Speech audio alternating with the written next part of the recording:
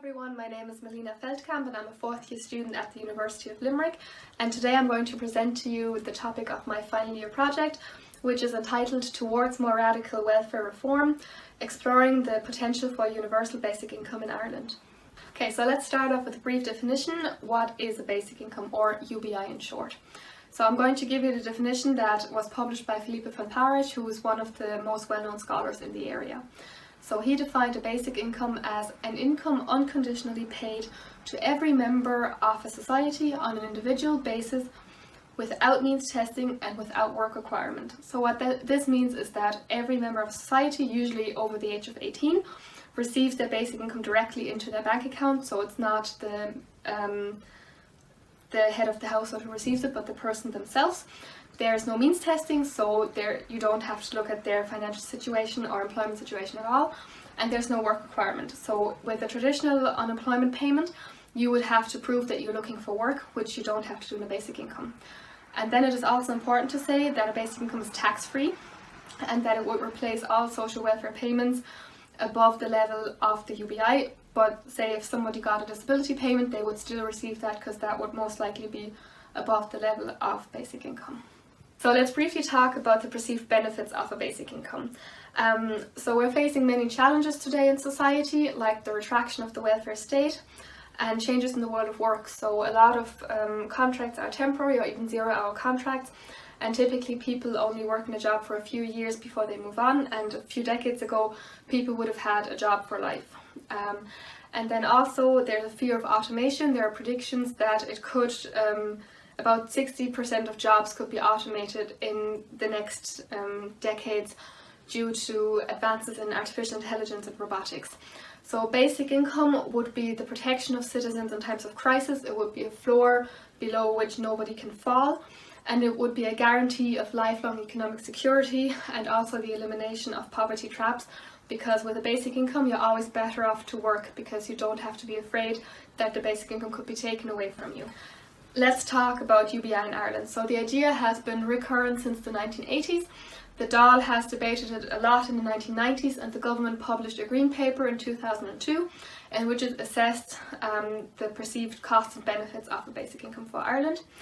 But then most recently, the main actors for basic income in Ireland are Social Justice Ireland and Basic Income Ireland, that are two non-governmental organisations.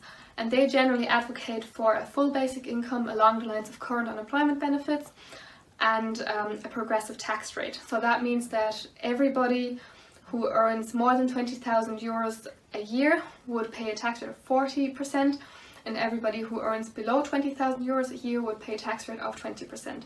That excludes the basic income, because as I mentioned previously, the basic income is always tax-free. And then most recently, Fianna Fáil and the Green Party have also expressed interest in the idea of basic income in their most recent manifestos. My research asked the question, why hasn't the basic income been considered for welfare policy in Ireland despite its long history of interest? And I hypothesised it may be due to political or administrative inertia, or even ideological opposition. So I took a qualitative approach to my study, and I interviewed 5 key informants in the area of basic income in Ireland, that were mostly from the political arena or the NGO arena. Let's move on to my research findings. So I did find support that there's administrative resistance on the part of civil servants who have worked very long and very hard to establish the welfare system that we currently have, and who may fear that if a basic income was established that they could potentially lose out on that. And then also there was evidence to support the claims that there's spread of misinformation on basic income on behalf of the Department of Finance, so that they have misrepresented data and costings of a basic income to members of the Oireachtas. Then my research also identified questions of affordability and the impact of funding for other social services. So if we are struggling to fund the very basic system that we currently have, how are we going to fund an even more encompassing scheme like a basic income, and how does that affect the funding for other public services that we might find important to provide? And then you also have to ask questions around the adequacy of a basic income. So people who would have the UBI as their only income might require additional supports like housing, healthcare or childcare. But can we provide that for them if we're already providing such a big scheme. And then UBI may also be seen as a radical idea by some people, and that could be electorally dangerous. So it could be that small parties, like for example the Social Democrats, would be very identified with this radical idea, and they might struggle then to get elected. But also well-established parties like Fianna Fáil might find it difficult to bring this idea into government discussions.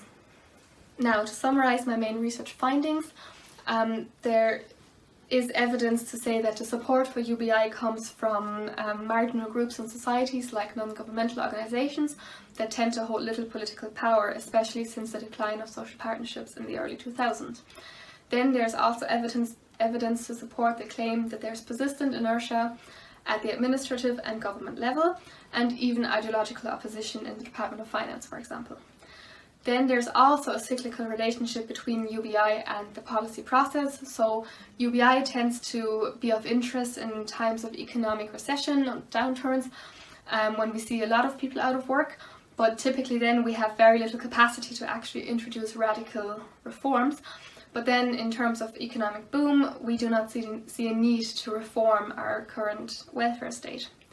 However, the current political situation and even the COVID-19 pandemic may bring more attention to the need of welfare state reform, and that could provide some momentum for UBI. So thank you very much for your attention, and I hope that you found it interesting.